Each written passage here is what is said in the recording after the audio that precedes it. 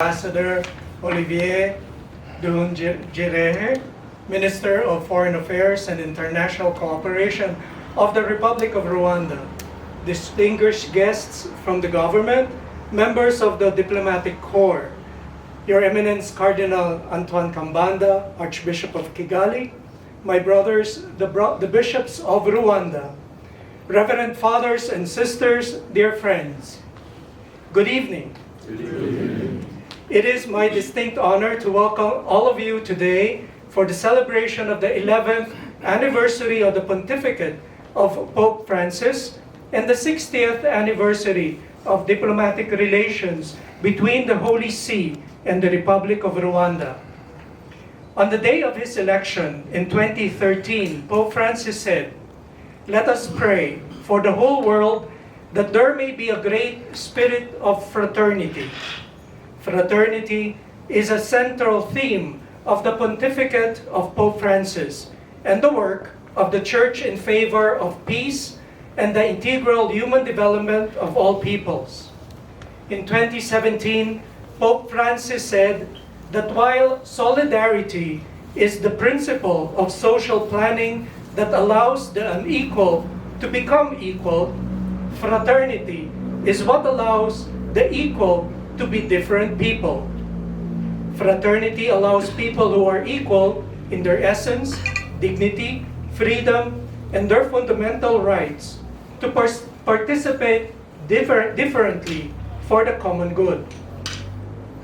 Internationally, Pope Francis highlights the place of fraternity in the Holy See's multilateral and bilateral action in increasingly multi-ethnic and multicultural societies.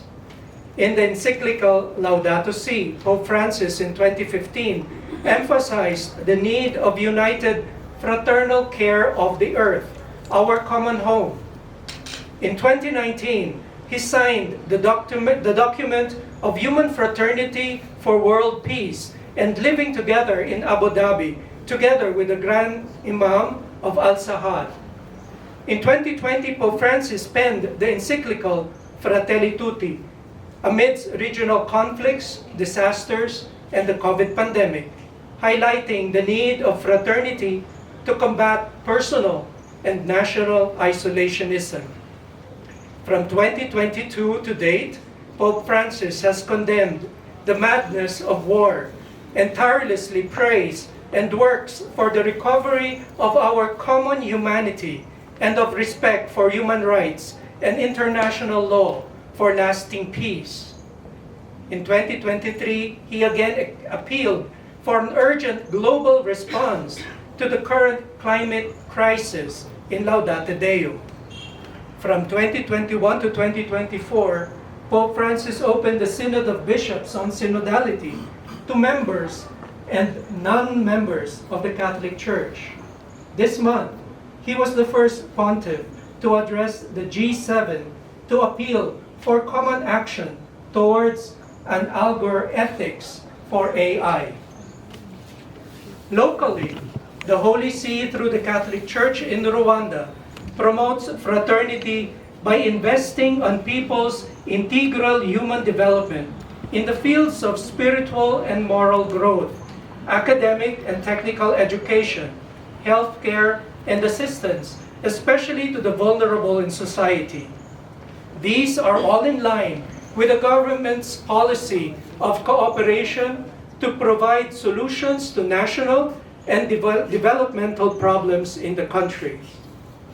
In the 137 years since Pope Leo XIII sent the first foreign missionaries, priests, and religious to the Catholic Church in Rwanda, now has 179 parishes, 824 chapel stations, 3,209 Catholic schools for formal education from preschool to university, 118 technical and vocational schools, 43 centers for special education and the care for the handicapped. We also have a school for the deaf-mute and also the blind, 20 hospitals, 160 healthcare centers and dispensaries, 55 maternity centers, 43 centers for the elderly, widows, unaccompanied children and youth, and 69 nutrition centers. And we continue to build. There are other programs as well, such as Caritas for livelihood, development, and training for self-reliance and the promotion of human dignity for individuals and groups, including the marginalized. Most of these now are run by Rwandan priests and religious and overseen by Rwandan bishops that are nominated by the Pope.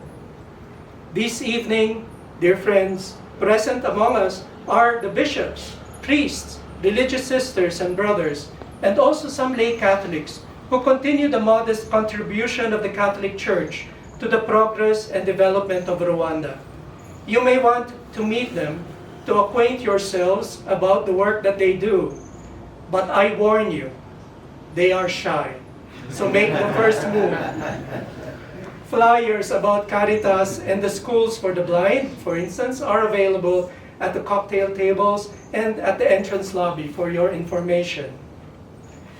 As we commemorate this year 30 years since the genocide against the Tutsi, that has been tragic also for the Catholic Church in Rwanda, we continue to pray for all the victims and survivors and commend the goodwill and determination of all the people of Rwanda to learn from and leap forward towards reconciliation and rebuilding for peace and progress. I am happy to note that this year marks as well 60 years of diplomatic relations between the Holy See and the Republic of Rwanda, from when it was formally established in 1964.